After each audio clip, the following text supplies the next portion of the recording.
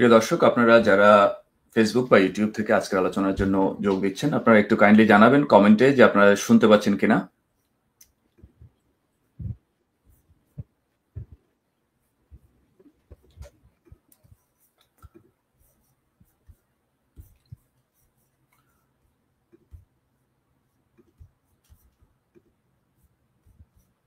আমি দেখতে পাচ্ছি অনেকেই যোগ দিচ্ছেন। আমরা 1 মিনিটের মধ্যেই শুরু করব।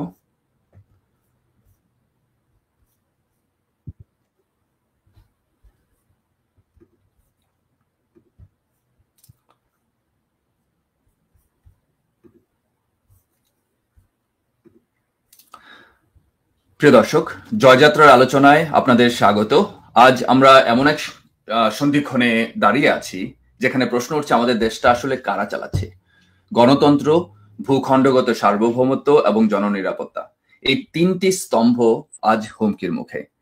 আজকের আলোচনায় আমরা যে ছায়া সরকার দেখতে পাচ্ছি, তাদের উত্থান এবং মৌলবাদের যে পুনর্জাগরণ এবং দেশের ভূখণ্ড বিদেশি হস্তক্ষেপে কিভাবে ক্ষয়ে যাচ্ছে তা নিয়ে আমরা একটু আলোকপাত করব। আমাদের সঙ্গে রয়েছেন বাংলাদেশের দুজন বিশিষ্ট রাজনৈতিক ব্যক্তি, একজন আওয়ামী লীগের সাংগঠনিক সম্পাদক এস.এম. কামাল হোসেন এবং প্রফেসর ডক্টর হাবিবুল মিল্লাত, একজন সাবেক এমপি আমাদের সাথে যোগ দিয়েছেন। আমরা আজকের আলোচনায় আমাদের দুজনের কাছ থেকে আমরা আসলে বাংলাদেশের বর্তমান পরিস্থিতি নিয়ে আমরা কথা বলবো। আমি প্রথমে আলোচনার শুরুতে আমি যাব কামাল ভাইয়ের কাছে। কামাল ভাই, আমরা অনেকেই বলছে যে 5ই আগস্টের পর থেকে বাংলাদেশটা আর বাংলাদেশের জনগণের হাতে নেই, বরং এক ছায়া সরকারের হাতে চলে গেছে। একটা বিদেশি ষড়যন্ত্রের অংশ হিসেবে, একটা দীর্ঘমেয়াদী পরিকল্পনার অংশ হিসেবে বাংলাদেশের যে বর্তমান পরিস্থিতি তা তৈরি করা হয়েছে।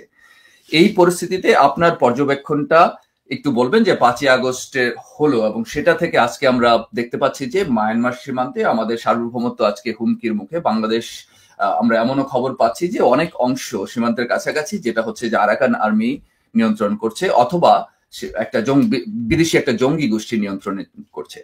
এই অবস্থায় আপনি একটু আপনার পর্যবেক্ষণটা আমাদেরকে বলবেন কেমন ভাই? শোনেন, আপনাকে ধন্যবাদ জানাই, দেশের মানুষকে ধন্যবাদ জানাই, যারা আমাদের কথা শুনছে তাদেরকে ধন্যবাদ জানাই। সহ আলোচক ডক্টর হাবিব মিল্লাত, সাবেক এমপি, তাকে ধন্যবাদ জানাই। প্রথমত, অবৈধ, অসাংবিধানিক এবং ক্রীড়ানক একজন প্রধান উপদেষ্টা ডক্টর ইউনূস, তিনি যে কথা বলেছেন যে যুদ্ধর প্রস্তুতি নেওয়ার জন্য উনি নির্দেশনা দিয়েছেন, কার বিরুদ্ধে? যুদ্ধর দামাবা বাজছে হচ্ছে পাকিস্তান আর ভারতের মধ্যে। সেখানে ডক্টর ইউনূস উনি যুদ্ধের ব্যাপারে প্রস্তুতি নিতে বলছেন।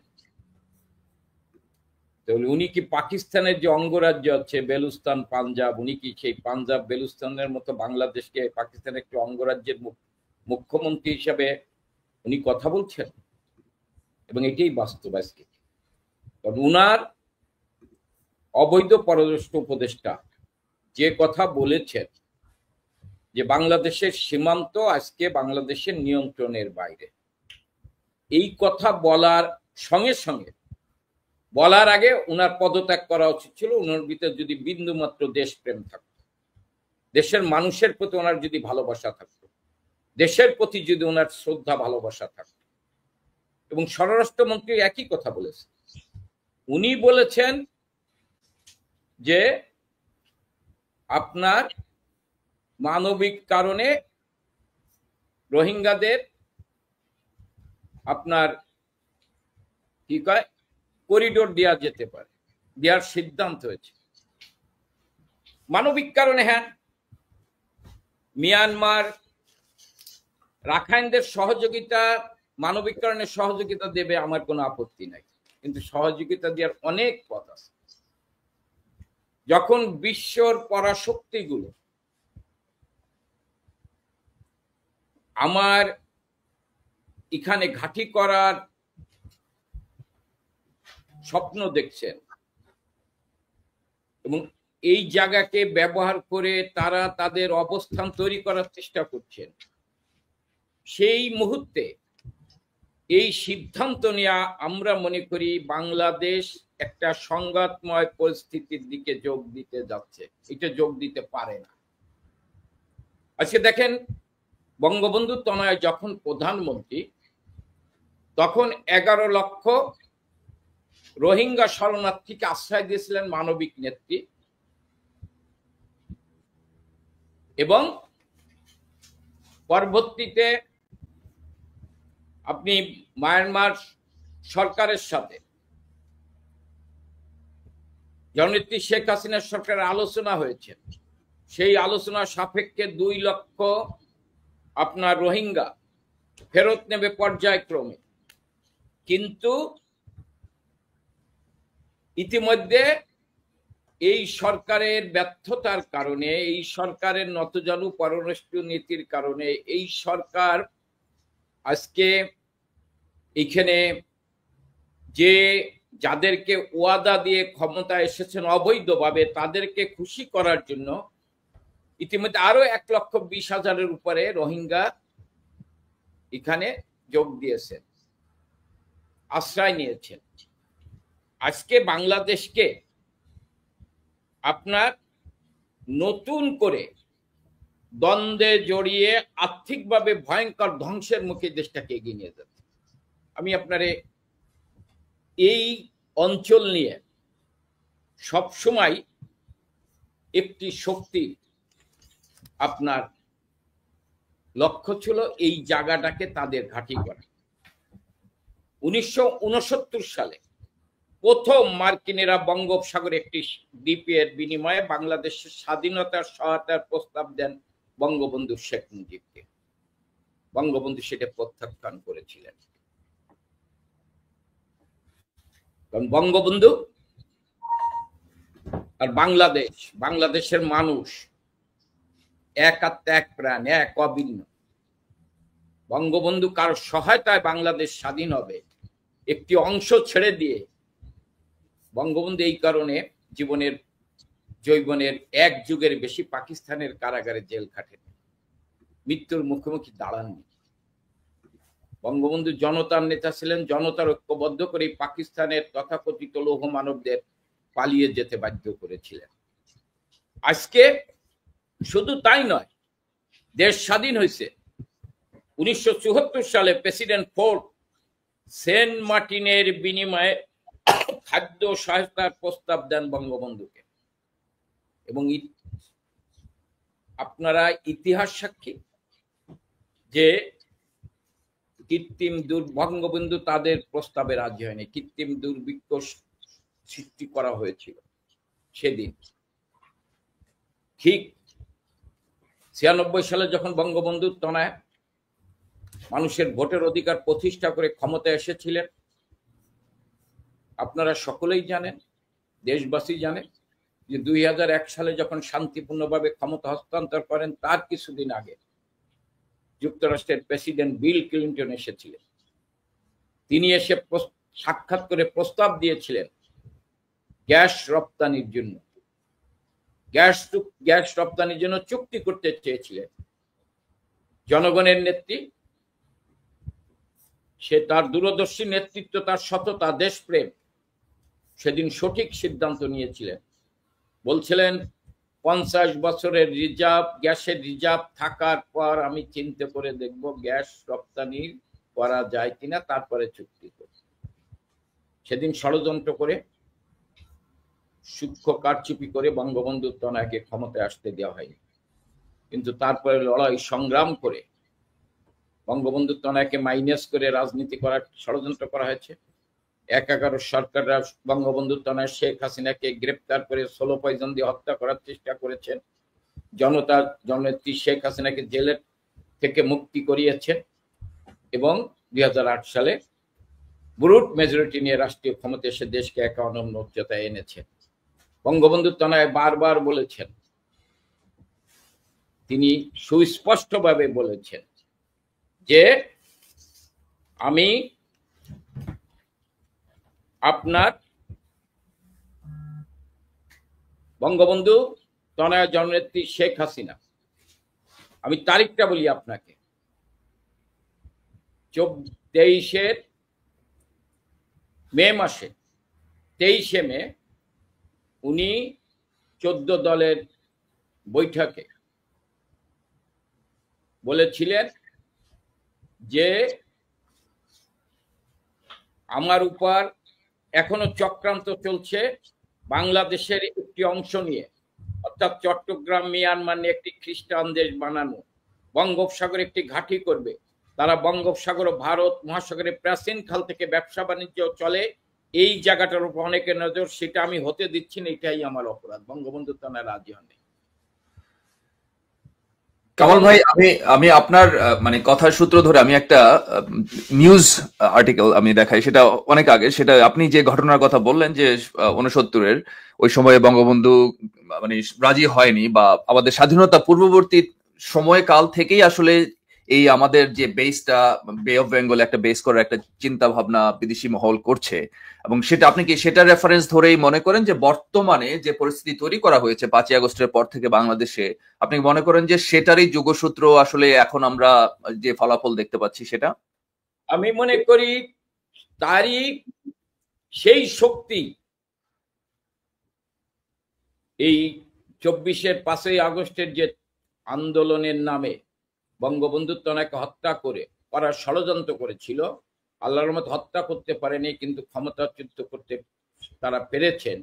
আমি মনে করি এইটা সাধারণ ছাত্রদের সাথে, সাধারণ জনগণের সাথে ব্ল্যাকমেইল করে আজকে সেই ষড়যন্ত্রকারীরা, যারা বাংলাদেশের স্বাধীনতায় বিশ্বাস করে না, যারা বাংলাদেশের স্বাধীনতার বিরোধিতা করেছিল, যারা আমাদের দেশকে একটি দেশের অঙ্গরাজ্য বানাতে চায়, তারা সবাই মিলে, এবং যুক্তরাষ্ট্রের বর্তমান প্রেসিডেন্টের ভাষ্য অনুযায়ী প্রায় 350 কোটি টাকা, আরো অনেকেই সেই প্রায় 1000 কোটি টাকা খরচ করে অবৈধ অর্থ, অস্ত্র, জঙ্গি, সাম্প্রদায়িক শক্তি সবাই মিলে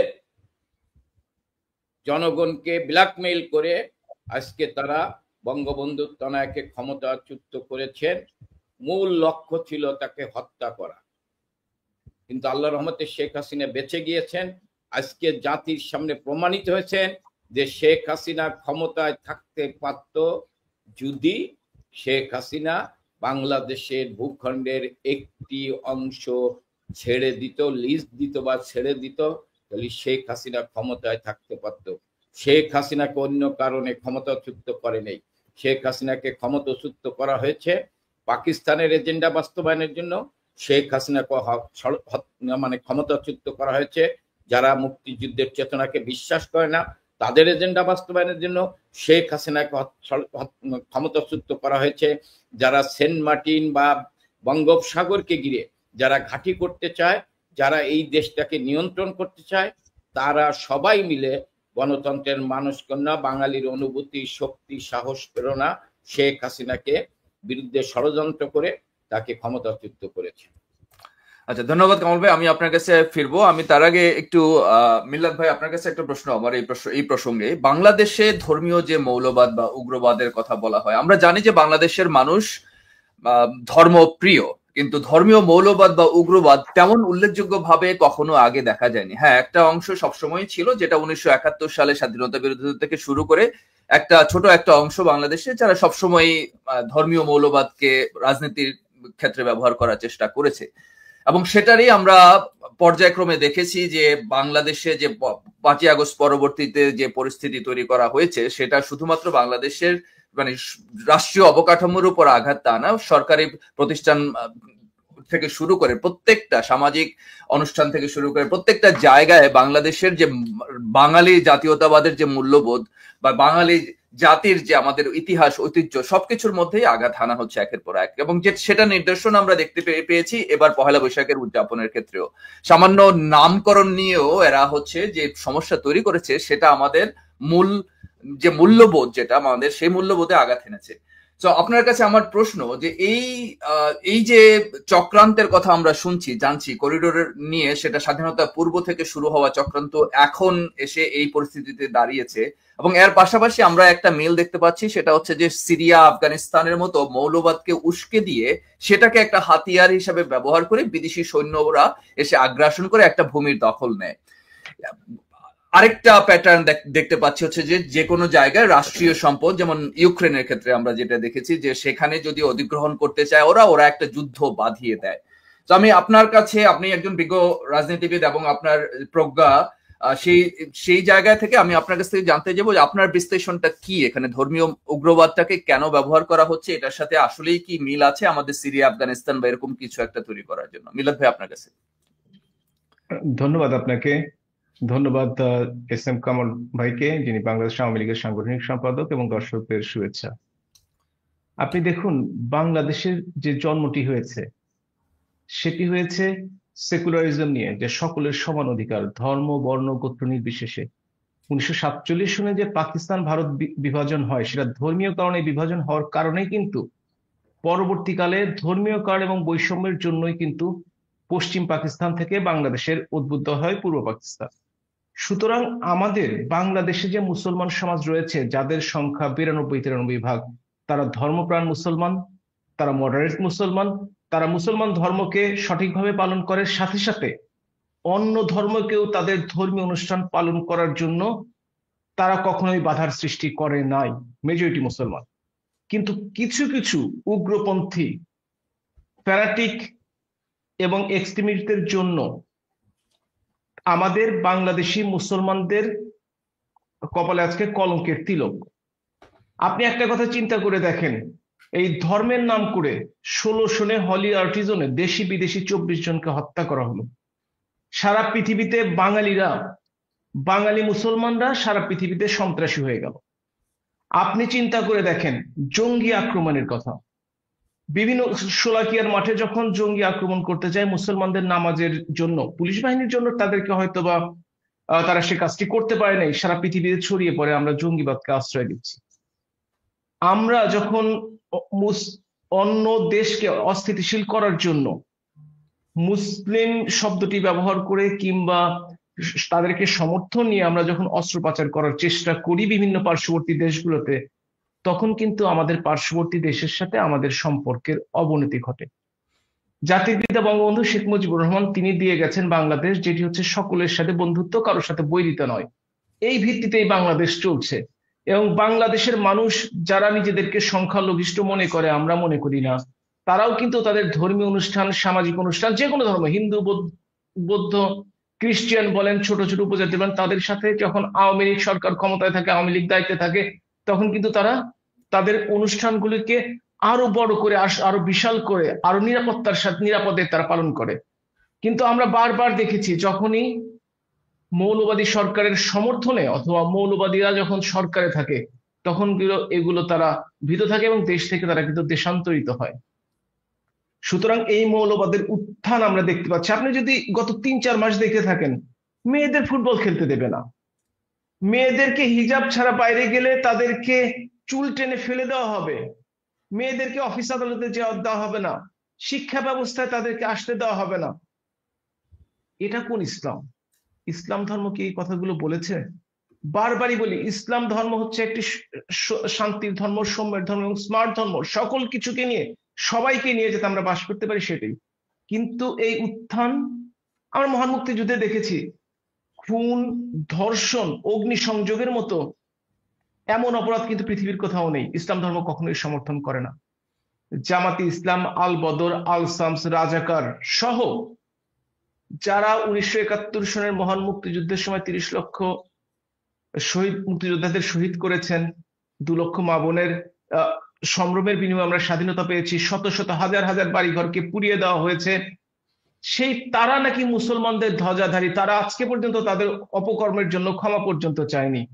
অথচ তারাই আজকে তারা মুসলমানদের নেতৃত্ব দিতে চায়, তারা তাদের দলকে নেতৃত্ব দিতে পারে, কিন্তু বাংলাদেশের মুসলমানদের। অন্যদিকে সন্ত্রাসীরা যারা সন্ত্রাস করে ইসলামকে কায়েম করতে চায়, অবশ্যই ইসলামে জিহাদ আছে, কিন্তু সেটা হচ্ছে যুদ্ধক্ষেত্রে, সেটা হচ্ছে যদি অন্য কেউ আক্রমণ করে তখন। কিন্তু নিজের মুসলমানকে গলা কেটে, নিজের মুসলমানকে পাশের বাড়িতে হত্যা করে আপনি ইসলামী খেলাফত কায়েম করবেন, ইসলাম তো সেটা বলে না। আমি যদি ইসলামের কোনো কোনো খুব খুব বেশি পড়াশোনা জানি না, কিন্তু একজন সরল সহজ ধার্মিক মানুষ হিসেবে আমি এটুকু বুঝি যে ইসলামের নাম করে তারা ইসলামিক বাণিজ্য করছে, তারা নিজের দল গঠন করছে এবং ইসলামকে ব্যবহার করে, আমাদের পবিত্র ধর্মগ্রন্থ কোরআন শরীফকে ব্যবহার করে তারা মানুষকে বিভ্রান্ত করার চেষ্টা করছে, বিশেষ করে সরল মনা মহিলাদের বিভ্রান্ত করার চেষ্টা করছে, সেটা ভোটের রাজনীতিতে কিংবা জনসমর্থনের ক্ষেত্রে। এটাকে অবশ্যই মানুষকে সচেতন করে আমাদেরকে আরো মানুষকে সচেতন করতে হবে, এবং সেই জন্য আপনারা এই ধরনের অনুষ্ঠান আয়োজন করেছেন, এর জন্য ধন্যবাদ। আমরা বলছিলাম যে আসলে মানুষ কেন এক দেশ থেকে আরেক দেশে চলে যায়, এক অঞ্চল থেকে আরেক অঞ্চলে চলে যায়। এর কারণটি হচ্ছে, যদি মানুষ নিরাপদ বোধ না করে, যদি মানুষ জীবন নাশের আশঙ্কা করে, সম্পদ হানির আশঙ্কা করে, অসম্মানের আশঙ্কা যখন বেড়ে যায়, তখনই কিন্তু মানুষ দেশ ত্যাগ করে। এই যে আপনি রোহিঙ্গা বা আরাকানের মুসলিমদের কথা বলছেন, এই সমস্যাটি কিন্তু আজকে শুরু হয়নি, 80 বছরের পুরনো সমস্যা, যেটি ধরেন 2000 সনের পরেও বাংলাদেশে কিন্তু 2 থেকে 3 লাখ রোহিঙ্গার অনুপ্রবেশ ঘটেছিল, এবং একটা সময় শুধুমাত্র 20,000 রোহিঙ্গাকে ফিরিয়ে দেওয়া সম্ভব হয়েছে। পরবর্তীকালে 2017 সনের 25শে অগস্ট এই যে আরাকান আর্মির অত্যাচারে প্রায় 7 থেকে 8 লক্ষ রোহিঙ্গাকে বাংলাদেশে আসতে হয়েছে। এ ব্যাপারে একটা কথা মনে রাখবেন, সেটি হচ্ছে মানবতার যাকে মা জননেত্রী শেখ হাসিনা তাদের জন্য বর্ডার খুলে দিয়েছেন। গত কয়েকদিন আগে এই রোজার মধ্যে জাতিসংঘের মহাসচিব বাংলাদেশে এসেছিলেন, তিনি কিন্তু তার বক্তৃতায় একটা কথা সুস্পষ্টভাবে বলেছেন। কথাটি এভাবে বাংলায় করলে দাঁড়ায় যে দুর্ভাগ্যবশত বিশ্বজুড়ে অনেক সীমান্তই বন্ধ। আপনারা যে অসাধারণ দৃষ্টান্ত স্থাপন করেছেন তা অনুসরণ করা উচিত।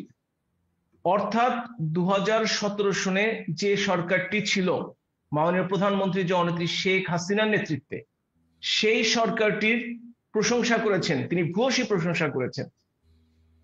সেই জন্য কিন্তু এখন যেটি হচ্ছে, তার পরবর্তীতে যখন পরিস্থিতি কঠোর হয়ে গেল, আন্তর্জাতিকভাবে কোনো সহায়তা করা হচ্ছে না।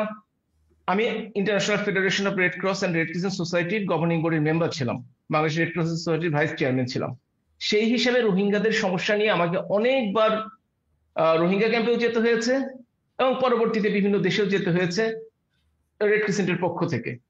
সেই হিসেবে আমি বুঝি 2017, 18, 19-এ যে খাদ্য সহায়তা, যে আশ্রয় সহায়তা, যে পয় নিষ্কাশন সহায়তার জন্য যে ফান্ডটি এসছে, সেটা আজকে অর্ধেকে নেমে আসছে। পৃথিবীর মানুষ বুঝতে ভুলে যেতে শুরু করেছে যে রোহিঙ্গার একটা সমস্যা। এবং আপনি দেখেন, এই গত নভেম্বর থেকে, অর্থাৎ 24 সালের নভেম্বর থেকে আজকে পর্যন্ত কিন্তু 1,13,000-এর মতো রোহিঙ্গারা আবার অনুপ্রবেশ করেছে, কিন্তু আমরা কিন্তু আন্তর্জাতিক পরিমণ্ডলে তেমন কিন্তু কোনো কিছু দেখিনি।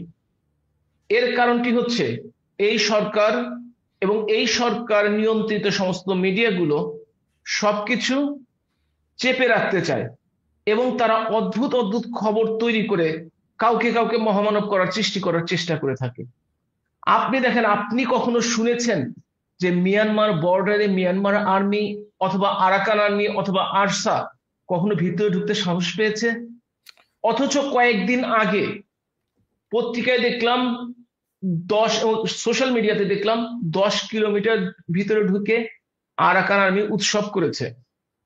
বর্তমান যিনি স্বরাষ্ট্র উপদেষ্টা রয়েছেন, তাকে এ ব্যাপারে প্রশ্ন করা হয়েছিলেন, তিনি বলেছেন ভিডিওতে যা দেখেছেন তা অর্ধেক সত্য অর্ধেক মিথ্যা। মিথ্যাটুকু বাদই দিলাম, তাহলে অর্ধেক সত্যটা কি? তাহলে তো নিশ্চয়ই এসেছিল, তিনি নিজেই স্বীকার করে দিয়েছেন। তখন তিনি বলেছেন যে বর্ডারটি আসলেই ডিফিকাল্ট একটি বর্ডার, এখান থেকে অনেক কিছু হয়, সবকিছু কন্ট্রোল করা আমাদের পক্ষে সম্ভব নয়। একজন উপদেষ্টা যখন, যিনি স্বরাষ্ট্র মন্ত্রণালয়ের দায়িত্ব, অর্থাৎ বাংলাদেশের ভিতরে আইন শৃঙ্খলা জনিত যে কাজগুলো হবে তার দায়িত্বপ্রাপ্ত ব্যক্তি, তিনি দায়িত্বে থাকা অবস্থায় যদি পৃথিবীর কোনো অন্য শক্তি বাংলাদেশের ভিতরে অনুপ্রবেশ করে এবং বাধা ছাড়াই আসে, বাধা ছাড়াই বেরিয়ে যায়, তার মতো অযোগ্য লোক সেই পদে থাকার যোগ্যতা আছে কিনা সেটা অবশ্যই বাংলাদেশের জনগণ মনে করবে। ইতিমধ্যে পররাষ্ট্র উপদেষ্টা, অবশ্য আমি শুনেছি, আগে বলে পররাষ্ট্র উপদেষ্টা বলেছেন যে নীতিগতভাবে মানবিক করিডোর দেওয়ার সিদ্ধান্ত হয়েছে, এখানে পরে আসছে। কিন্তু পরবর্তীতে শুনতে পেলাম বর্তমানে যিনি প্রধান উপদেষ্টা, পররাষ্ট্র বিষয়ক প্রতিরক্ষা বিষয়ক উপদেষ্টা, যিনি মায়ানমার বিষয়ক অর্থাৎ রোহিঙ্গা বিষয়ক হাই রিপ্রেজেন্টেটিভ এবং বর্তমানে বাংলাদেশের ও সামরিক উপদেষ্টা, যিনি একজন আমেরিকান নাগরিক, তিনি বলেছেন যে করিডোরটি দেওয়ার ব্যাপারে অনেকদিন ধরে আলাপ আলোচনা চলছে, যদিও তাদের কি প্রেস সচিব সেটাকে সম্পূর্ণ অস্বীকার করেছে। ব্যাপারটি হচ্ছে এটি যে পৃথিবীর কোন দেশে, সে সিরিয়াতে বলেন কিংবা সুদানে বলেন, মানবিক করিডোর কখনোই মানবিক থাকে না। আর মানবিক করিডোর তখনই দেওয়া সম্ভব হয় যখন অন্য কোনো পথ থাকে না। অথচ মিয়ানমারের সাথে, চীনের সাথে, ইন্ডিয়ার সাথে, লাওসের সাথে, থাইল্যান্ডের সাথে সীমান্ত বর্ডার রয়েছে।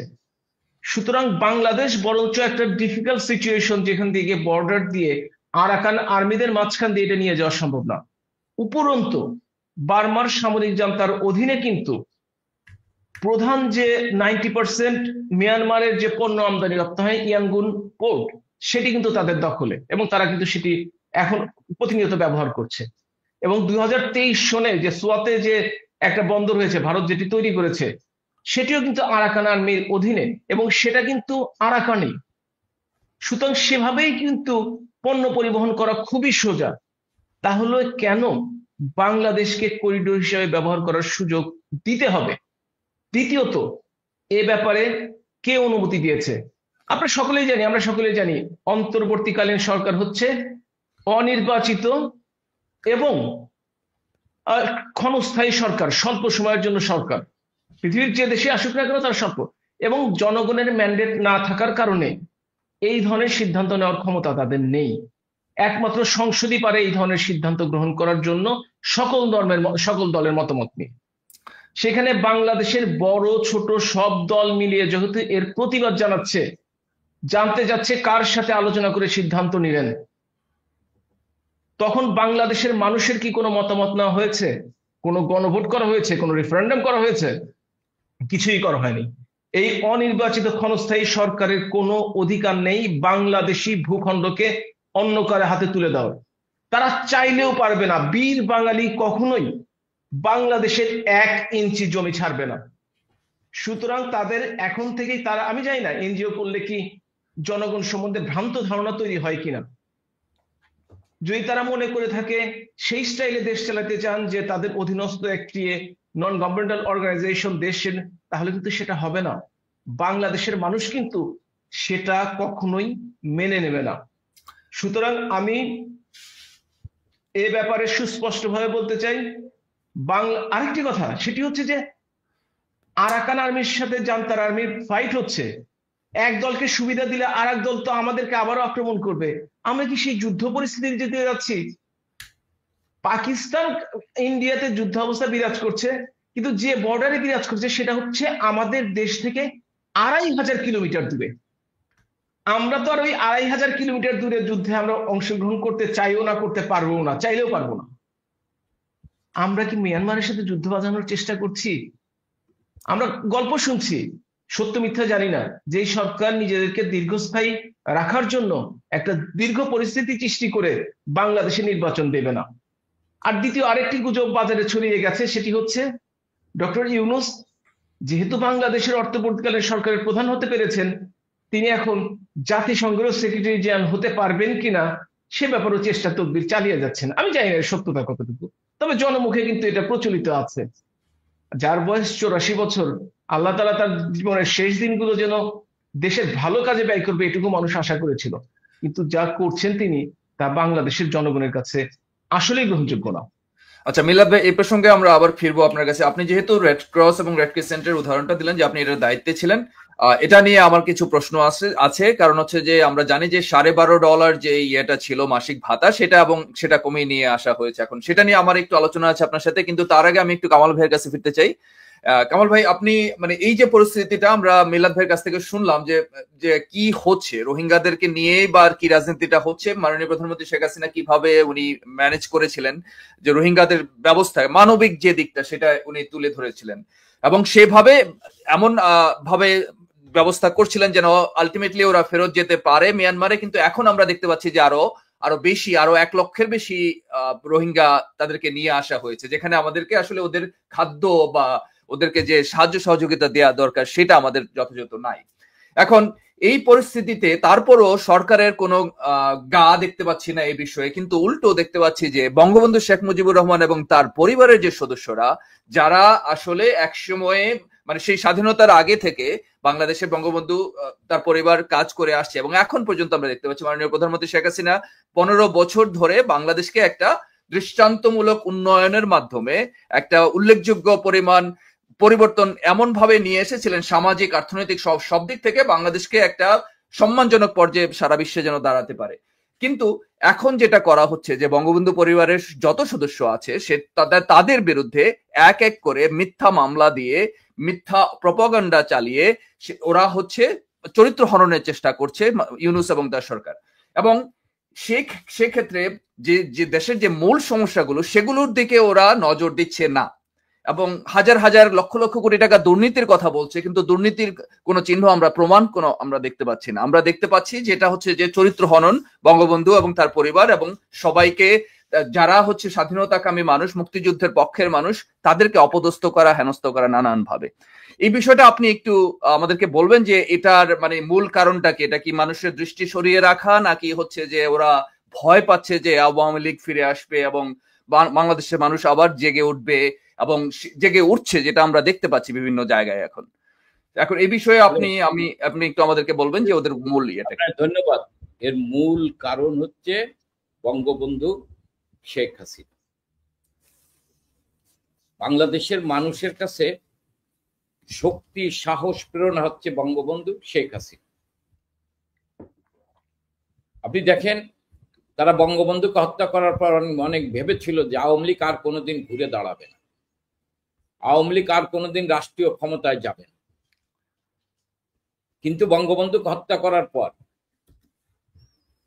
সকল রক্ত চক্ষুকে উপেক্ষা করে জননেত্রী শেখ হাসিনা ব্র্যাকেটবন্দি আওয়ামী লীগ, মানে আওয়ামী লীগ দ্বিখণ্ডিত, সেই ব্র্যাকেটবন্দি আওয়ামী লীগকে ঐক্যবদ্ধ করেছেন। শুধু নয়, মুক্তিযুদ্ধের পক্ষে সকল শ্রেণী পেশার মানুষকে ঐক্যবদ্ধ করে লড়াই সংগ্রাম করে 21 বছর বঙ্গবন্ধু হত্যা করার পর 21 বছর রাষ্ট্রীয় ক্ষমতা এসেছেন এবং আসার পর প্রমাণ করেছেন যে আওয়ামী লীগ জনগণের কাছে যে ওয়াদা দেয় সেই ওয়াদা রক্ষা করে। যেমন গঙ্গার পানির চুক্তি করেছেন, 21 বছর পারেনি। আপনি খাদ্য ঘাটতির বাংলাদেশকে খাদ্য উদ্বৃত্তের বাংলাদেশ করেছেন। আন্তর্জাতিক মাতৃভাষা দিবস হিসাবে 21শে ফেব্রুয়ারি আন্তর্জাতিক মাতৃভাষা হিসাবে এটা পালন করছে, প্রতিষ্ঠা লাভ করেছেন। বিদ্যুতের ঘাটতি ছিল, সেই বিদ্যুৎ উৎপাদন বৃদ্ধি পেয়েছে। অর্থাৎ বাংলাদেশ ঘুরে দাঁড়িয়েছিল। মুক্তিযুদ্ধে বাংলাদেশের সাম্প্রদায়িকতার বাংলাদেশ ছিল, যে বাংলাদেশের স্লোগান হয়েছিল আমরা হব তালেবান, বাংলা হবে আফগানিস্তান, সেই বাংলাদেশ মুক্তিযুদ্ধের দ্বারা ফিরে এসেছিল। আজকে মানুষ কি বলছেন?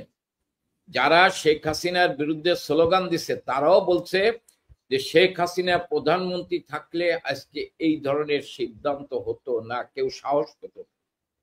এটার কারণ কি? শেখ হাসিনার দেশপ্রেম, শেখ হাসিনার সততা, শেখ হাসিনার দূরদর্শী নেতৃত্ব এবং স্বাধীন পররাষ্ট্রনীতি, বঙ্গবন্ধুর পররাষ্ট্রনীতি, সবার সাথে, কারোর সাথে শত্রুতা নয়, সবার সাথে বন্ধুত্ব, সকল শক্তিশালী দেশগুলোর সাথে সুসম্পর্ক রেখে তিনি দেশটাকে এক অনন্য উচ্চতায় নিয়ে গেছেন, উন্নয়নশীল দেশে রূপান্তরিত করেছেন। একটি দেশপ্রেমিক সরকার প্রধানের কাজ কি? তার কাজ হচ্ছে দেশের মানুষকে নিরাপদে রাখা, দেশের মানুষকে শান্তিতে রাখা, দেশকে উন্নয়নের উচ্চতায় নিয়ে যাওয়া, এটাই বঙ্গবন্ধু তনয় সবার সাথে সুসম্পর্ক কেড়েছেন। এবং যারা রাষ্ট্রীয় ক্ষমতায় ছিল বঙ্গবন্ধু হত্যা করার পর, তারা কিন্তু সমুদ্র বিজয় করতে পারেননি, বঙ্গবন্ধু তনয় করেছেন। ভারতের কাছ থেকে সমুদ্র বিজয় করেছেন, এই মায়ানমার কাছ থেকে সমুদ্রের বিজয় করেছেন, এটা শান্তিপূর্ণভাবে করেছেন বঙ্গবন্ধু তনয়, তার দূরদর্শী নেতৃত্বের কারণে।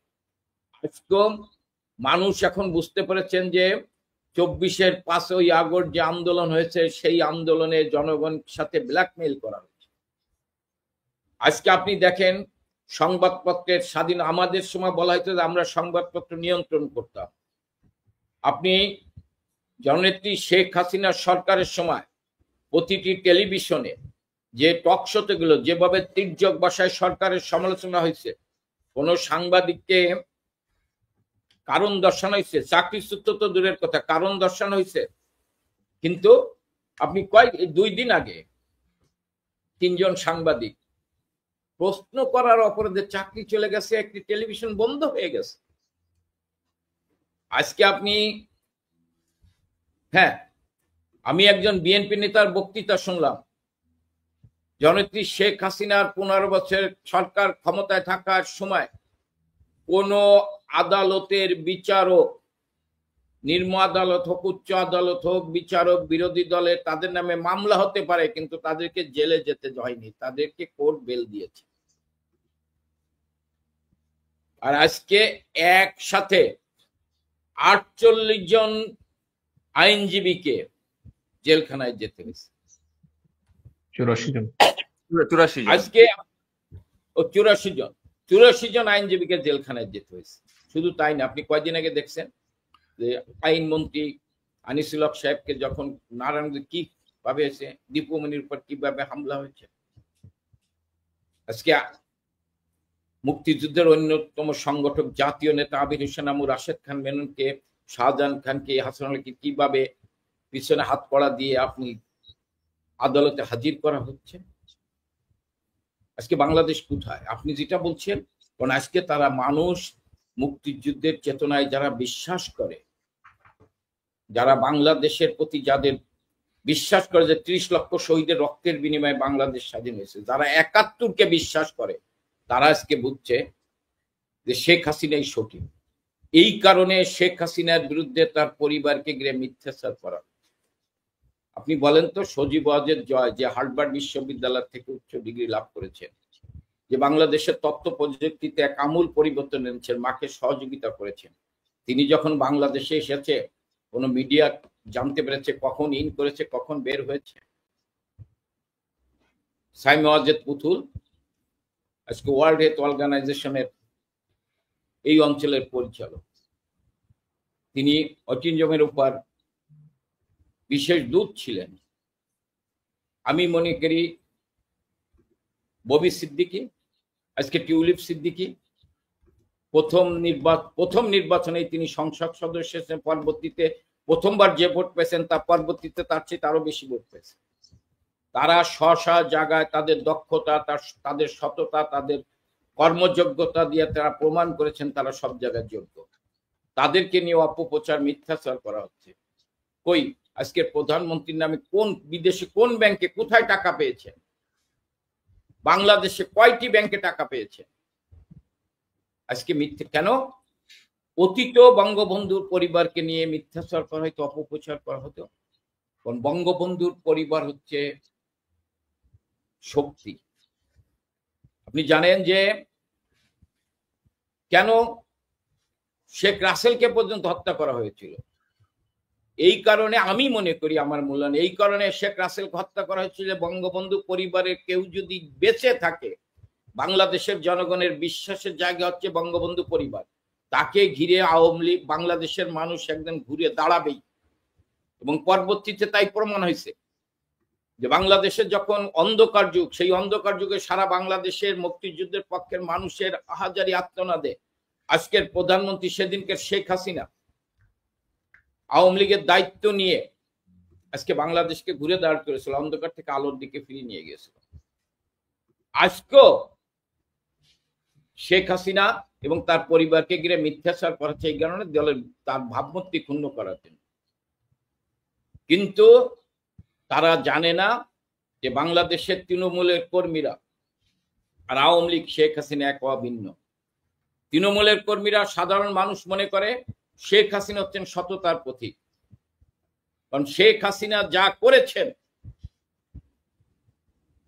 বঙ্গবন্ধুকে হত্যা করার পর যারা ক্ষমতায় ছিল তারা তার ধারের কাছেও যেতে পারে, কিছু করেন নাই। আজকে বাংলাদেশে যখন পদ্মা সেতুর উপর দিয়ে হাঁটবেন, মানুষ বলবে শেখ হাসিনা করেছেন। আজকে যখন মেট্রো রেলে উঠবে, মানুষ বলবে শেখ হাসিনা করেছেন। আজকে যখন আপনি কর্ণফুলী টানেলের নিচে যখন শেখ হাসিনা করেছেন। আজকে যখন খুলনা থেকে ট্রেনে আপনি ঢাকায় আসবেন, পদ্মা সেতুর উপর শেখ হাসিনা করেছেন। বঙ্গবন্ধু যমুনা নদীর উপর দিয়ে যখন বঙ্গবন্ধু সেতু পার হবেন, ট্রেনে যাবেন, বলবেন যে শেখ হাসিনা করেছে। আজকে আপনি কক্সবাজারে ট্রেনে যাচ্ছেন, বলবে শেখ হাসিনা করেছেন। আজকে আপনি মানে কি আশ্রয়ণ প্রকল্প, ঘর নাই জমি নাই, যাদের ঘর দিয়েছেন বলে এটি কে দিয়েছেন? শেখ হাসিনা দিয়েছে। শেখ হাসিনার প্রতি মানুষের এই কারণে শেখ হাসিনাকে ভয় পায়, আর এই কারণে শেখ হাসিনার বিরুদ্ধে মিথ্যাচার করে। তারা শেখ হাসিনাকে ক্ষমতা থেকে চ্যুত করতে চায় নাই, তারা শেখ হাসিনাকে হত্যা করতে চেয়েছে, কিন্তু আল্লাহ শেখ হাসিনাকে রক্ষা করেছে। আমি আপনার একটা কথা বলি, দেখেন আজকে একটা ঘটনার ভিতর দিয়ে প্রমাণ হয়েছে যে কারা রাষ্ট্রীয় ক্ষমতা। ৭১ সালের ২৬শে মার্চ প্রথম প্রহারে বঙ্গবন্ধুকে গ্রেপ্তার করা হয়েছে। বঙ্গবন্ধু যখন স্বাধীনতার আনুষ্ঠানিক ডিক্লার দেন, কিন্তু ধানমন্ডির ৩২ নম্বর, সেদিন ঢাকার শহর দাউ দাউ করে জ্বলছে, ধানমন্ডির ৩২ নম্বরে কিন্তু হাত দেয়নি। ৭৫-এর ১৫ বঙ্গবন্ধু বেগম মুজিব সহ তার সন্তানদের রক্ত, আত্মীয় স্বজন রক্তে ৩২ রক্তাক্ত হয়েছে। ৩২কে তালা দিয়ে রেখেছেন। জননেত্রী শেখ হাসিনা দেশে আসার পর ৩২-এ ঢুকতে পারে নেই, রাস্তায় যায় নামাজ বিছিয়ে ডুকরে ডুকরে কেঁদেছেন, কিন্তু ৩২কে গুলিয়ে দেয়। আজকে যারা ক্ষমতায় এসেছে তারা পাকিস্তানের হানাদার বাহিনীর চাইতে কত হিংস্র, কত প্রতিহিংসা প্রয়োগ। যে ধানমন্ডির ৩২কে ৫ই আগস্ট ২০২৪ হামলা করেছেন, তাতে তারা তাদের প্রভু খুশি হয় নাই। ২৫-এর ৫ই ফেব্রুয়ারি বুলডুজার এনে সেই ধানমন্ডির ৩২ নম্বরকে মাটির সাথে গুঁড়িয়ে দিয়ে উল্লাস করে কাদের খুশি করেছেন? যারা ৭১ সালে পরাজয় বরণ করেছেন, যারা ৭১ সালে অপমানিত হয়েছেন,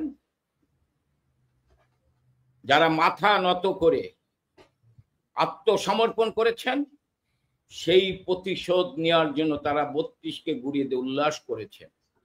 কিন্তু বাংলাদেশের জনগণ একদিনের প্রতিশোধ নেবে, জবাব দেবে। কামাল ভাই, এই প্রসঙ্গে আমি একটা প্রশ্ন করতে চাই আপনাকে। সেটা হচ্ছে যে আপনার ইউনূস, আমরা জানি যে সে ৫ই আগস্টের পর থেকে এখন পর্যন্ত যা কিছু করেছে সবকিছুর পেছনে একটা মানে স্পষ্ট উদ্দেশ্য আমরা দেখতে পাচ্ছি। একই সাথে আপনি বলছেন যে ষড়যন্ত্রের কথা, সেটা হচ্ছে ৭১-এর যে পরাজয়, সেটার পরাজয় প্রতিশোধের কথা। এখন ভারত পাকিস্তান যখন মুখোমুখি, মানে ভারত পাকিস্তান যখন যুদ্ধ প্রস্তুতি নিচ্ছে, ইউনূস কেন যুদ্ধ পরিস্থিতি এই অবস্থায় আবার যুদ্ধ প্রস্তুতি নিচ্ছে, সেটা মানে অনেকের কাছে বোধগম্য হচ্ছে না।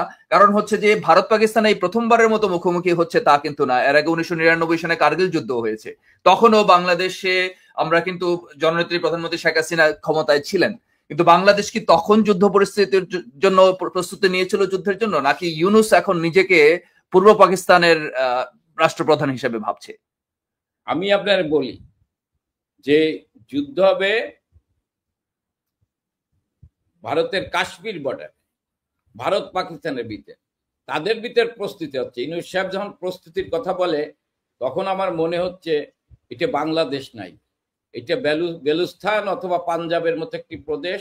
সেই দেশের মুখ্যমন্ত্রী আজকে বাংলাদেশ আর বাংলাদেশ নাই, পাকিস্তানের একটি প্রদেশ, সেই দেশের মুখ্যমন্ত্রী ডক্টর ইউনূস কথা বলছে, প্রস্তুতি নিচ্ছে। আচ্ছা, অনেক ধন্যবাদ। জি কামাল ভাই, অনেক ধন্যবাদ। আমরা এই বিষয়টাতে আবার ফিরবো। আমি এর আগে আমি একটু মিলাদ ভাই আপনার কাছে যেতে চাই। এটা হচ্ছে যে আপনার মানে আপনি যেহেতু রেড ক্রিসেন্টের সাথে যুক্ত ছিলেন এবং আপনি জানেন যে ত্রাণ ব্যবস্থাপনা বা ইত্যাদি বিষয়াদি সম্পর্কে কিভাবে কাজ করা হয়। ইউনূস ক্ষমতা নেয়ার পরপরই বাংলাদেশে একটা বিশাল বন্যা হয় এবং ২ কোটির বেশি মানুষ যেটাতে আসলে ভুক্তভোগী হিসাবে ছিল। আমরা জানি যে ইউনূস একটা মিথ্যা প্রতিশ্রুতি দিয়েছিল যে ১,০০০ কোটি টাকা ত্রাণ নিয়ে আসবে, যেটার আমরা কোনো হদিস পাইনি। এবং তখনই আসলে বোঝা গেছে যে শান্তির দূত হিসাবে যিনি পরিচিত, তার আসলে মূল উদ্দেশ্যটা কি একটা রাষ্ট্র পরিচালনা করতে গিয়ে। এখন আমরা রোহিঙ্গাদেরকে নিয়ে যে পরিস্থিতিটা তৈরি হয়েছে, বিশ্ব খাদ্য সংস্থা WFP ওদের ঘোষণা অনুসারেই বাংলাদেশে যে খাদ্য সহায়তা ছিল, যেটা $12.50 সেটা থেকে $6 অর্ধেকের কমে নামিয়ে নিয়ে আসা হয়েছে। এবং আমরা জানতে পারি যে সেটা থেকে শুধুমাত্র যে খাদ্যের মধ্যে সীমাবদ্ধ ছিল তা না, এটা স্বাস্থ্যসেবা, শিক্ষা এবং অন্যান্য মৌলিক সেবাতেও এটাতে প্রভাব ফেলতো। এখন এই মুহূর্তে আপনি যে ইউনুসের এই যে ম্যানেজমেন্টটা দেখতে পাচ্ছেন, যে বাংলাদেশ সরকারের কি ভূমিকা হতে পারতো, বা রেড ক্রিসেন্ট তারা সরকারের সহযোগিতা নিয়ে কি কাজ করতে পারতো, সেই ব্যবস্থা না নিয়ে ইউনুস আরো লক্ষাধিক রোহিঙ্গাদেরকে নিয়ে আসার ব্যবস্থা করছে। এবং সেটা অবশ্যই একটা মানবেতর পরিস্থিতি তৈরি করবে, এবং সেটা এমনও পরিস্থিতি তৈরি করতে পারে যেটা হচ্ছে অনেক রোহিঙ্গারা হয়তো আমাদের বাংলাদেশে সারা দেশের উপরে প্রভাব ফেলবে। এখন আপনি আপনার পর্যবেক্ষণ থেকে এই বিষয়টা একটু আমাদেরকে বলবেন যে সরকারের দিক থেকে কি দুর্বলতা ছিল এই বিষয়টাতে, যে কেন আসলে প্রথমত হচ্ছে যে সরকারের অনুদান কমানো হয়েছে এবং সরকার থেকে কোনো উদ্যোগ নেওয়া হচ্ছে না যে নতুন করে কোনো অনুদান ব্যবস্থা নেওয়ার। এই মানুষগুলো একদিক থেকে হচ্ছে মানবেতর জীবন যাপন করছে, আরেক দিক থেকে আবার হচ্ছে যে এদের মধ্যে একটা সশস্ত্র গোষ্ঠী যারা রোহিঙ্গাদের মধ্যে আরসা নামে পরিচিত, তাদেরকে দেখা যাচ্ছে হচ্ছে বিভিন্ন জায়গায় বাংলাদেশের সীমান্তের মধ্যে অস্ত্রের মহড়া দিয়ে বেড়াচ্ছে। এখন পুরো ব্যবস্থাটা নিয়ে আপনি একটু আপনার পর্যবেক্ষণটা বলবেন, যে যাকে আমরা শান্তির দূত হিসাবে চিনি, যে তার কাজের পরিচয়টা আমরা কি আসলে পাচ্ছি এখানে। ব্যাপারটা আপনি খেয়াল করে দেখুন যে ডক্টর ইউনূস যেখানেই বিদেশ সফরে গেছেন, বিভিন্ন কনফারেন্সে গেছেন, তারপরে কিন্তু দেশে একটা বিরাট হইচই পড়ে গেছে যে তিনি বিলিয়ন বিলিয়ন ডলার নিয়ে আসছেন। দুর্ভাগ্যবশত 9 মাস হয়ে গেল, IMF এর যে 2টো কিস্তি ছাড়ার কথা ছিল সেটিও কিন্তু এখনো ছাড়া হয়। ডক্টর ইউনূসের প্রোপাগান্ডা টিম, PR টিম এত স্ট্রং যে আনবিলিভেবল, সবার চেয়ে শ্রেষ্ঠ, এটা প্রশংসা করতেই হবে। এবং যে ঘটনাই ঘটান না কেন তারা বড় সড়ো করে প্রচার করে সেটাকে বড় করে দেখানোর চেষ্টা করে। আর বাঙালির মেমোরি এত শর্ট যে তারা গত অতীতে 2 মাস আগে কি ঘটে গেছে সেটা একদম বেলুমাল ভুলে যায়, শুধু মনে রাখে হ্যাঁ এটা তো বড় একটা কাজ হয়েছিল সেই সময়। আপনি একটা রোহিঙ্গাদের কথা বলেছেন যে আসলে $12.5 থেকে $6, যেটা এই গত মাস অর্থাৎ এপ্রিল মাসের 1 তারিখ থেকে কার্যকর হয়েছে। খাদ্য তাদেরকে মাসে $12.5 কুপন দেওয়া হতো, সেটা $6 নেমে এসছে। এখন যেটি হয়েছে, এর সাথে সাথে যদি USAID এর ডোনেশন বন্ধ করে দেওয়ার জন্য গতকালকের পত্রিকায় দেখবেন 5টি হসপিটাল বন্ধ হয়ে গেছে। তাদের যে ফ্রি মেডিকেল ট্রিটমেন্ট দেওয়া হয়েছিল তারা অনেকাংশে অকার্যকর। তাদের যে স্যানিটেশন সিস্টেমটা চালু ছিল সেই সিস্টেমটি আর কাজ করছে না। তাদের বাড়িঘর করার জন্য যে ভূমি সমতল করা বা ভূমি তৈরি করার জন্য যে খরচটি ছিল সেইটি আর থাকছে না। অর্থাৎ তারা, আমি ব্যক্তিগত চোখে দেখেছি, তারা মানবতর জীবনযাপন করছে। এটাকে মানুষের জীবন বলে না, অনিশ্চিত মানবতর জীবনযাপন। কিন্তু সেইখান থেকে সরকার পরিবর্তন হওয়ার পরে তাদের অবস্থা আরো নিচের দিকে চলে যাচ্ছে। আমি একটা কথা এখনো বুঝতে পারি না, আমরা যেখানে 13 লক্ষ রোহিঙ্গার খাবার জোগাতে ব্যর্থ হচ্ছি, চিকিৎসা দিতে ব্যর্থ হচ্ছি, স্যানিটেশনের ব্যবস্থা করতে ব্যর্থ হচ্ছি, সেইখানে অন্য দেশে যারা রোহিঙ্গারা রয়েছে তাদের জন্য কেন মানবিক করিডোর দিতে হবে? আমাদের সরকারের প্রধান দায়িত্ব কোনটি? সেটি হচ্ছে এই 13 লাখ রোহিঙ্গাকে নিরাপদে তাদের একটা এলাকায় ফিরিয়ে পাঠিয়ে দাও। এর জন্য আমরা তদবির করতে পারি, এর জন্য আমরা মিছিল করতে পারি, মিটিং করতে পারি, ইউএনওতে যে কনফারেন্স করতে পারি, সকল দেশের সাথে মিশতে পারি, কারণ একজন তো প্লেয়ার না, প্লেয়ার তো এখানে অনেক। সেখানে সেটি না করে আমরা একটি সমাধানের দিকে যাচ্ছি, সেটা আসলে বুঝতেই কষ্ট হয়। আর পৃথিবীতে যেখানে করিডোর দেওয়া হয়েছে সেখানে কিন্তু একটা নির্দিষ্ট সময়ের জন্য দেওয়া হয়, 1 বছর বা 2 বছর, কিন্তু তার প্রধান শর্তই থাকে যে যারা চলে এসছে তাদেরকে ফিরে নিতে হবে। আপনি দেখেন কয়দিন আগে এই যে আমাদের অ্যাডভাইজার খলিলুর রহমান, মানে রোহিঙ্গা বিষয়ক হাই রিপ্রেজেন্টেটিভ, তিনি বললেন যে 2 লক্ষ রোহিঙ্গাকে, 1,80,000 রোহিঙ্গাকে ফিরিয়ে নেওয়ার ব্যবস্থা করা হচ্ছে। এবং সে ব্যাপারে বিমস্টেকের মিটিং এ তিনি কিন্তু বার্মার বা মায়ানমারের মন্ত্রীর সাথে মিটিংও করলেন, পররাষ্ট্রমন্ত্রীর সাথে। পরবর্তীতে একজনও কিন্তু ফিরে যায়নি এবং ফিরে যাওয়ার কোনো সম্ভাবনাও নেই। সুতরাং বাস্তবতার নিরিখে আমাদেরকে অবশ্যই সিদ্ধান্ত নিতে হবে।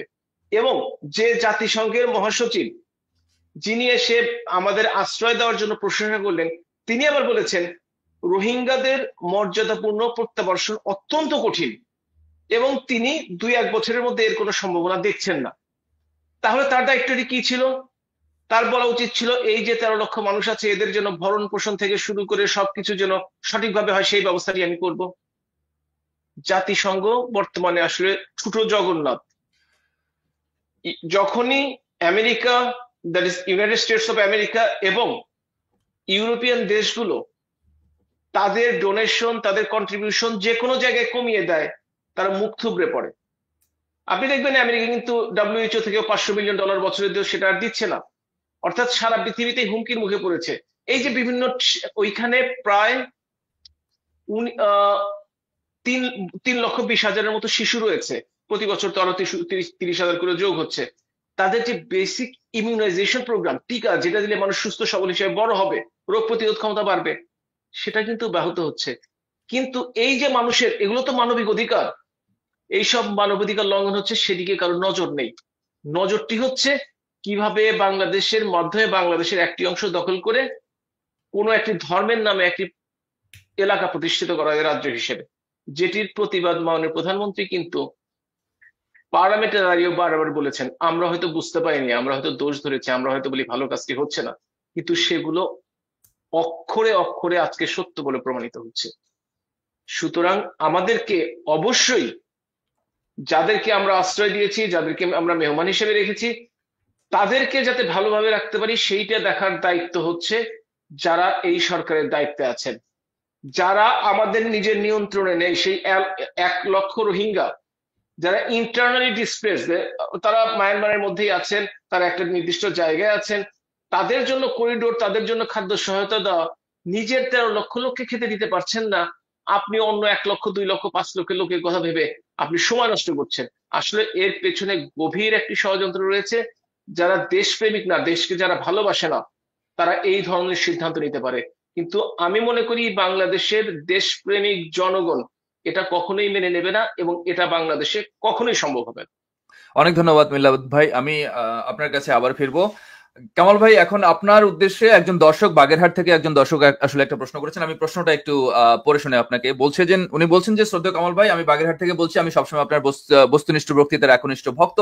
আমি আপনার কাছ থেকে জানতে চাই, তথাকথিত অন্তর্বর্তীকালীন সরকারের কোন একজন উপদেষ্টার কথা উনি বলছেন, চিনতে পারছেন কিনা জানি না, তিনি বলছেন ভবিষ্যতে বাংলাদেশে মানচিত্রে পরিবর্তন আসবে।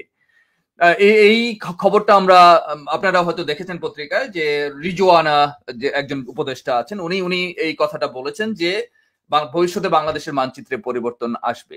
এখন দর্শক আপনার কাছ থেকে জানতে চাচ্ছেন যে আপনি কি ধরনের পরিবর্তনের কথা বলছেন বলে আপনি মনে করেন, যেটা এটা কি আমরা কি বাংলাদেশের কোন একটা অংশ হারাতে যাচ্ছি বা কি হচ্ছে? আমি তো শুরুতেই বলেছি, উনি কয়েকবার বলেছেন যে বাংলাদেশের মানচিত্রের পরিবর্তন হবে। এটা পররাষ্ট্র উপদেষ্টা এই কথা বলার আগেই বলেছেন, যে যখন পররাষ্ট্র উপদেষ্টা বলেছেন যে বাংলাদেশের সীমান্ত সরকারের নিয়ন্ত্রণের বাইরে, তার আগেই তিনি এই কথা বলেছেন। আমরা মনে করি এই সরকারের পরিকল্পনাই তো এই অংশকে দিয়ে দেয়া, এবং এই অঙ্গীকার করেই তো ক্ষমতায় এসেছে। এটা তো বাঙালির অনুভূতি, বঙ্গবন্ধুর তনয় জননেত্রী শেখ হাসিনা তার বক্তৃতার ভিতর দিয়েই তো জাতিকে জানিয়ে দিয়েছেন।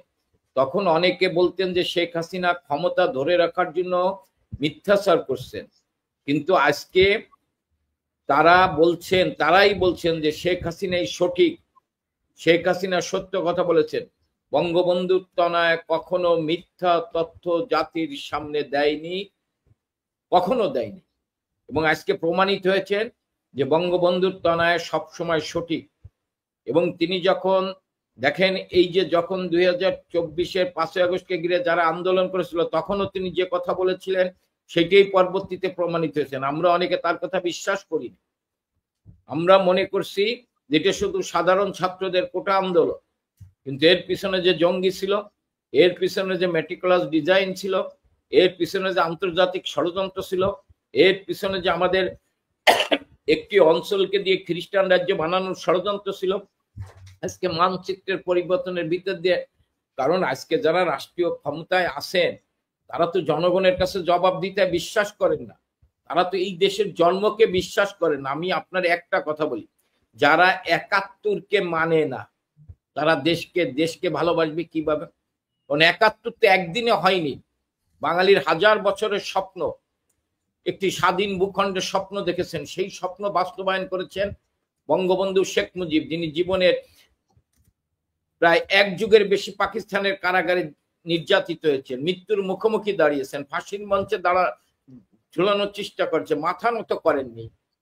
সেই বঙ্গবন্ধু নেতৃত্বে তার আহ্বানে বাংলাদেশের আপনি ছাত্র, শিক্ষক, শ্রমিক, দিনমজুর, রিক্সাওয়ালা থেকে শুরু করে আমার আইন শৃঙ্খলা রক্ষাকারী বাহিনী, পুলিশ, সেনাবাহিনী, শিক্ষক, ছাত্র কাঁধে কাঁধ মিলে মুক্তিযুদ্ধে অংশগ্রহণ করেছিলেন। ৩০ লক্ষ লোক জীবন দিয়েছে, 2,70,000 মা বোন ইজ্জত দিয়েছেন। তাদের ইজ্জত এবং ৩০ লক্ষ শহীদের রক্তের বিনিময়ে যে ৭১, যে স্বাধীনতা, সেই স্বাধীনতাকে ভুলে যেতে চাচ্ছে, সেই স্বাধীনতাকে মুছে ফেলতে চাচ্ছে, বঙ্গবন্ধুকে মুছে ফেলতে চাচ্ছে। আপনি আজকে দেখেন জয় বাংলার স্লোগান দিলে পাকিস্তান আহমদ বাহিনী এই স্লোগানের শব্দ শুনে গুলি করতেন, আর আজকে জয় বাংলার স্লোগান শুনলেই তার উপর ঝাঁপিয়ে পড়ছেন, তাকে পিটিয়ে হত্যা করছেন। পার্থক্য কোথায়? পাকিস্তান হানাদার বাহিনী গুলি করতে জয় বাংলার স্লোগান শুনলে, আর এখন জয় বাংলার স্লোগান শুনলে পিটিয়ে হত্যা করছে। পাকিস্তান হানাদার বাহিনীর আজকে যারা পিটিয়ে, তাদের ভিতরে পার্থক্য কোথায়? সেই বাংলাদেশে তো যারা আজকে রাষ্ট্রীয় ক্ষমতায়, তাদের পৃষ্ঠপোষকতাতে এইগুলো হচ্ছে, তাদের পৃষ্ঠপোষকতায় ৭১-কে ভুলানোর চেষ্টা করা হচ্ছে, তাদের পৃষ্ঠপোষকতায় জয় বাংলার স্লোগান শোনার সঙ্গে সঙ্গে পিটিয়ে হত্যা করা হচ্ছে। জয় বাংলা তো আওয়ামী লীগের স্লোগান না, জয় বাংলা মুক্তিযুদ্ধের স্লোগান, বঙ্গবন্ধুর স্বাধীনতা এদেশের সম্পদ। আজকে যারা এটাকে বিশ্বাস করে না তারাই তো রাষ্ট্রীয় ক্ষমতায়, এবং তারাই বলছেন মানচিত্র, এটাই বলা স্বাভাবিক, এদের কাছে অন্য কিছু আশা করা যায় না। আচ্ছা কামাল ভাই, আপনাকে ধন্যবাদ।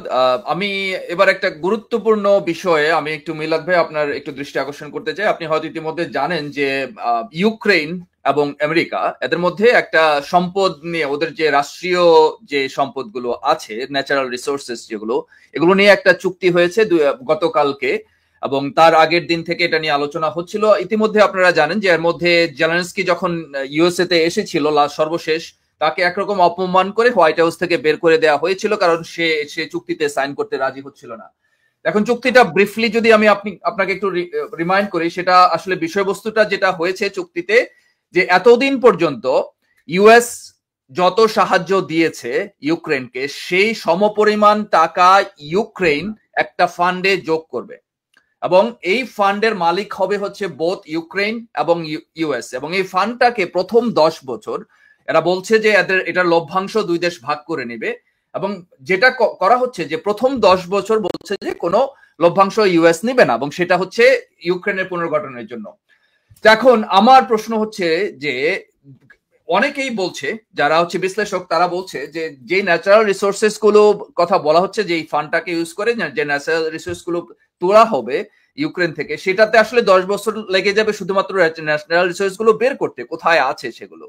এবং আসলে ইউক্রেনকে যেটা বলা হচ্ছে, যে ইউক্রেনকে বলা হচ্ছে যে যুদ্ধটা চাপিয়ে দেওয়া হয়েছিল ওদের উপরে, একই রকম ঘটনা যেটাকে ইউনুসকে বসানো হয়েছে, জেলেনস্কিকে যেভাবে বসানো হয়েছিল ইউক্রেনে, সেই একই ভাবে এখন সমস্ত যুদ্ধের খরচ, সেই খরচ আসলে ইউক্রেনকে ফেরত দিতে হবে, সেটার ন্যাচারাল রিসোর্সেস এর মাধ্যমে। এবং একই রকম একটা সম্ভাবনার কথা অনেক বিশ্লেষক বলছেন, যে আমাদের অঞ্চলে আমাদের যে তেল গ্যাস আছে, এবং একই সাথে মিয়ানমার যে রেয়ার আর্থ মিনারেল গুলার কথা বলছে, ওখানে প্রায় $4 ট্রিলিয়ন সম্পদ এখানে আছে। বলা হচ্ছে যে ইউক্রেনের মতো এরপরে আমাদেরকেও টার্গেট করা হচ্ছে, যে আসলে মূল উদ্দেশ্য যে আমাদের যে প্রাকৃতিক সম্পদ এবং মিয়ানমারের যে প্রাকৃতিক সম্পদ, সেই সম্পদের উপরে যে ওদের যে দৃষ্টি পড়েছে, সেই দৃষ্টি ওরা হচ্ছে বাস্তবায়নের চেষ্টা করছে, যে সেটা ইউক্রেনের মতো একটা মডেল তৈরি করে। সেক্ষেত্রে আমাদের উপরে চাপিয়ে দেওয়া হচ্ছে যুদ্ধটাকে। অনেকেই মিল খুঁজে পাচ্ছে যে ইউক্রেনের বর্তমান যে পরিস্থিতি, যে পরিণতি হলো, এখন অর্ধেকের বেশি সম্পদ হচ্ছে ইউএস নিয়ে নিচ্ছে পুরো দেশের, এবং সেটা হচ্ছে যে ইনডেফিনিটলি, এবং সেটার কোনো ইয়ে নাই। এখন এই পরিস্থিতিতে আপনি কি কোনো মিল খুঁজে পাচ্ছেন যে এটা শুধুমাত্র মানে ধর্মীয় ভাবে ব্যবহার করা হয়েছে আঞ্চলিকতার কারণে, বাংলাদেশের মানুষ ধর্মপ্রিয় বলে, কিন্তু আসলে মিলটা আসলে আমাদের ইউক্রেনের সাথে বেশি মিলে, কারণ সেখানকার ন্যাচারাল রিসোর্সকে যেভাবে নেওয়া হচ্ছে, আমাদের ন্যাচারাল রিসোর্সকে আমরা ইতিমধ্যে দেখেছি তেল গ্যাস নিয়ে এমনও চুক্তি হয়েছে যেখানে 1 বছরের পুরনো কোম্পানি, যাদের কোনো ইতিহাস নাই, মানে কোনো ধরনের কোনো কাজ করার পূর্ববর্তীতে, কিন্তু সেই কোম্পানির সাথে চুক্তি করা হয়েছে কয়েক বছরের। আপনি এখন এই বিষয়গুলোকে আপনি কিভাবে দেখছেন, একটু আমাদেরকে বলবেন।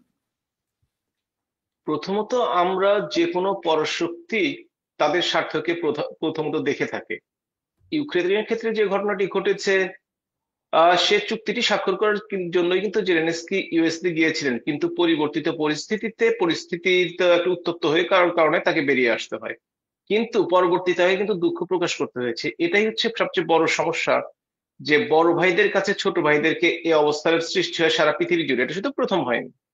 আর আপনি যে মিনারেল রিসোর্সের কথা বললেন, আপনি যদি বলেন সেদিক দিয়ে মিয়ানমার কিন্তু বাংলাদেশের চেয়ে অনেক বেশি মিনারেল রিসোর্সেস আছে, এবং তাদের টাকার মূল্য যদি নিয়ে আসেন সেগুলো বাংলাদেশের সাথে কম্পেয়ারেবল না। বাংলাদেশের জন্য ক্ষতি যেটুকু হবে সেটুকু হচ্ছে আমাদের যে মিনারেল রিসোর্স বা আমাদের যে ন্যাচারাল রিসোর্স বলতে আমরা তেল তো সেভাবে পাচ্ছি না আসলে, যদিও সবগুলো খুব খনন করা হয়নি, কিংবা গ্যাসেরও যে মজুদ রয়েছে সেটা দিয়েও যে খুব বেশি আছে সেটাও চিন্তা করার কিছু নেই। কিন্তু এইটা একটা সামরিক এবং করিডোর হিসেবে ব্যবহার করা হবে, যেখান থেকে হয়তোবা সহজে মিয়ানমার থেকে খনিজ সম্পদগুলো হয়তোবা বর্ডার দিয়ে চিটাগং পোর্ট দিয়ে দেশের বাইরে চলে যেতে পারে। এই ধরনের একটা ঘটনা ঘটতে পারে। তো এখন কথাটি হচ্ছে, এই যে আপনি তো করিডোর নিয়ে আসলে যুদ্ধ বাঁধানো করিডোর, এটা হচ্ছে তারা যুদ্ধ বাঁধলেই, এই যে পাকিস্তানের যুদ্ধ বাঁধলো ফ্রান্সের কাছ থেকে 26টি রাফায়েলের বিমানের জন্য প্রায় 52,000 কোটি অথবা এই ধরনের কোটি টাকার একটা চুক্তি করে ফেললে একবারে। পৃথিবীর ইতিহাসে এত বড় চুক্তি পাকিস্তান ইন্ডিয়া কখনোই করেনি।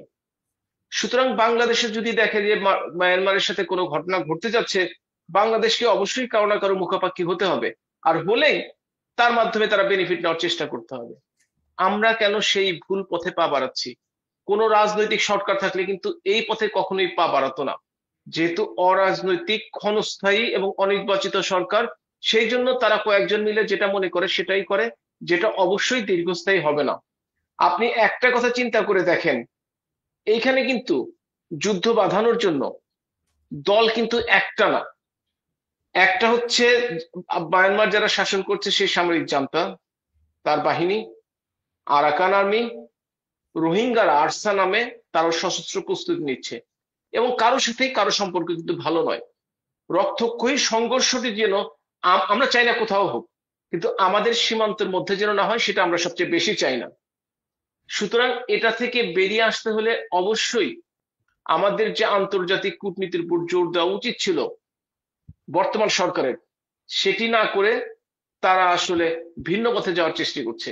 এবং তারা দেখছে মিয়ানমারেও তো গণতান্ত্রিক সরকার নয়, সেখানে তো সরকারের একটা মেজরিটি অংশ অনির্বাচিত ভাবে সামরিক বাহিনী থেকে এসে থাকে। সুতরাং তাদের পক্ষে সিদ্ধান্ত নেওয়া, একনায়কত্ব চালানো খুবই সোজা, এবং তারা যদি নিজেদের স্বার্থে তাদের দেশের কিছু মিনারেল রিসোর্স বলেন, কিছু সম্পদ তারা দিয়ে দিল, তারা হয়তো সেইভাবেই ভাবছে। কিন্তু বাংলাদেশের মানুষ কিন্তু সেভাবে ভাবছে না। বাংলাদেশ কোনোদিনও, হ্যাঁ হয়তো বা 200 বছর লেগেছে, 200 বছর লেগেছে ব্রিটিশদের জন্য, 24 বছর লেগেছে পাকিস্তানিদের জন্য, এই অবস্থাটি কখনোই আমরা মেনে নিব না। কিন্তু যদি এটি করা হয় তাহলে দেশের সর্বনাশ হয়ে যাবে। এটি কখনোই আমরা চাই না বা মেনে নিতে পারি না। অনেক ধন্যবাদ মিলাদ ভাই।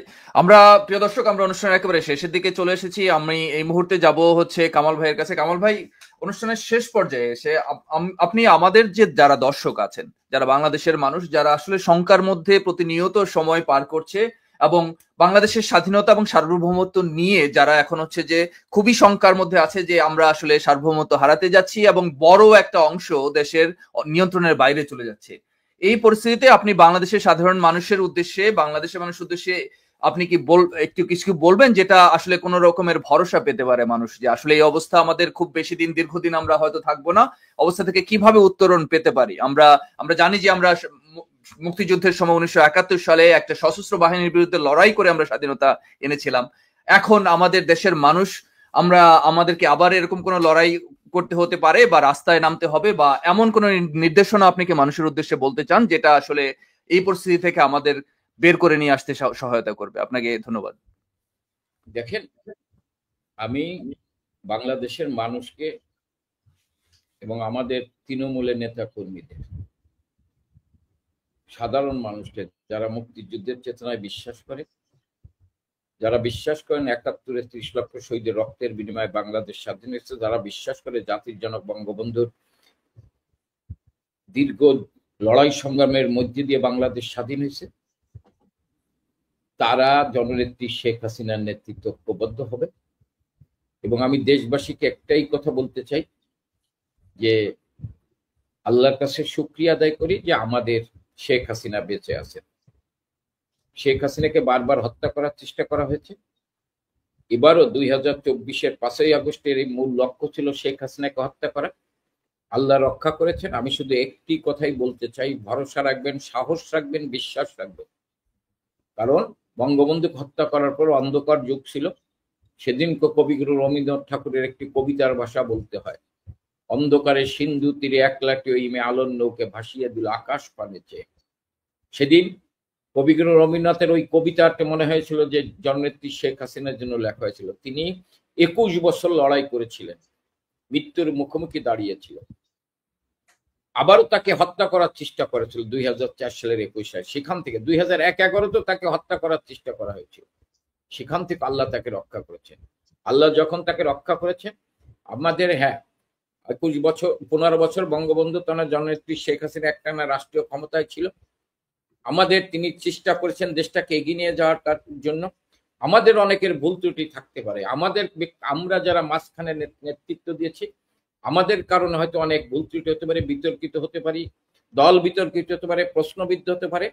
আমি সবাইকে বলবো, আমি না, নেত্রী শেখ হাসিনা, দল আওয়ামী লীগ, তৃণমূলের কর্মীরা ঐক্যবদ্ধ। আমরা এগিয়ে যাব এই শপথ নিয়ে। আমাদের সবাইকে ঐক্যবদ্ধ হতে হবে, এইটুক শুধু বলতে চাই। যে আর একটা কথা বলতে চাই, আমরা সকল হত্যাকাণ্ডের বিচার চাই। আমরা জুলাইয়ের যখন থেকে আন্দোলন শুরু হয়েছে তখন থেকে আজ পর্যন্ত যাদেরকে হত্যা করা হয়েছে তাদের বিচার চাই, সুষ্ঠু বিচার চাই, তদন্ত সাপেক্ষে বিচার চাই। আমরা যারা খুনি তাদের বিচার চাই। এবং জননেত্রী শেখ হাসিনা যে কথা বলেছেন যে জাতিসংঘের অধীনে সুষ্ঠু নিরপেক্ষ বিচার চাই। শেখ হাসিনা বঙ্গবন্ধুর মেয়ে, সে চায় না কোনো মায়ের কোল খালি হোক। তার বিরুদ্ধে মিথ্যা অপপ্রচার চালানো হচ্ছে। আমি শুধু এইটুকুই বলতে চাই যে নায়ক হয়েছেন খলনায়ক, আর খলনায়ক হয়েছেন আজকে নায়ক। এটা বানানো হয়েছে। শেখ হাসিনাই হচ্ছে নায়ক, মহানায়ক, সততার প্রতীক, সাহসিকতার প্রতীক। তার নেতৃত্বে আপনারা ঐক্যবদ্ধ হবেন, অন্ধকার ইনশাল্লাহ কেটে যাবে।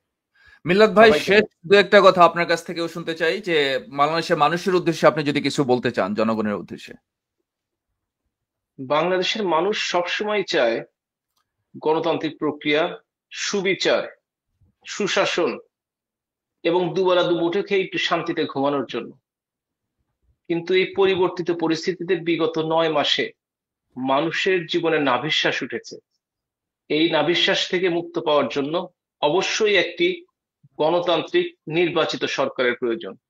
যত দ্রুত এই নির্বাচনটি হবে গণতান্ত্রিক পরিবেশে, লেভেল প্লেইং ফিল্ড নিয়ে এবং ইনক্লুসিভ, তত তাড়াতাড়ি দেশে শান্তি ফিরে আসবে। ধন্যবাদ।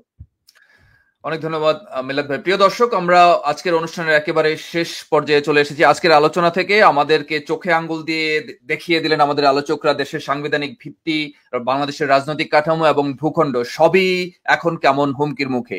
কিন্তু প্রশ্ন হলো, আমরা কি নীরব থেকে এই অপশক্তিকে পথ করে দেব নাকি প্রতিরোধ করব? সময় এসেছে কথা বলার, ঐক্য গড়ার এবং বাংলাদেশের ভূখণ্ড ও ভবিষ্যৎ রক্ষার দায়িত্ব নেয়ার। আজকের জন্য আমরা এখানেই শেষ করছি। আমাদের অতিথিদেরকে অনেক আন্তরিক ধন্যবাদ জানাই, আপনাদের সবাইকে আহ্বান জানাই, আপনারা যে তথ্যগুলোই পাচ্ছেন অনুসন্ধান করুন, প্রশ্ন তুলুন এবং প্রতিবাদ করুন। জয় হবে সত্যের, জয় হবে জনগণের। জয় বাংলা, জয় বঙ্গবন্ধু, বাংলাদেশ চিরজীবী হোক।